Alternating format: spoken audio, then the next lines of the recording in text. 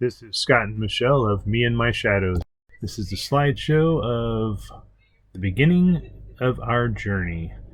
Here we have some pictures of our rig that were sent to us from our salesman to show us what we might expect once we get there. Unfortunately, things did not come out the way we expected. We ordered an Oakley interior, and Grand Design had decided to change all interiors to something they called Pebble. We expected to see a lot of brushed nickel, but instead we got oiled bronze, did not get a convection microwave, got a two-toned Happy Jack, and some other things that didn't please us. We did have some sloppy work on the outside that either was damaged or not caught in the detail, if they did a detail. The garage did come out the way we expected, with the difference being the Happy Jack sofa not being the color we expected.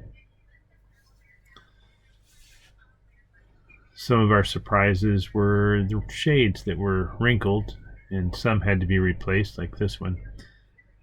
We did have an upgraded kingpin from what we expected to see, but we were expecting an 8,000 pound axle with H-rated tires. We got 7,000 pound axle, but it was an independent suspension added, and we had to fight for more than a month to be able to get the H-rated tires that we were expecting.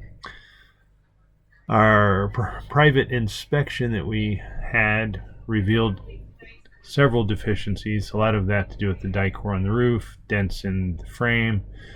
But what we didn't expect was someone to be working on the rig next to ours and have the awning slammed into it. Fortunately, our salesman couldn't even get my name spelled right.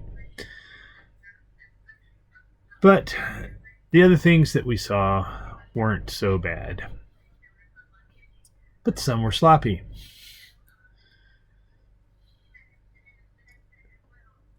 Even after they corrected some of the issues identified in the inspection, it still was not very well done. In fact, they added more damage when they fixed some of the items that we identified.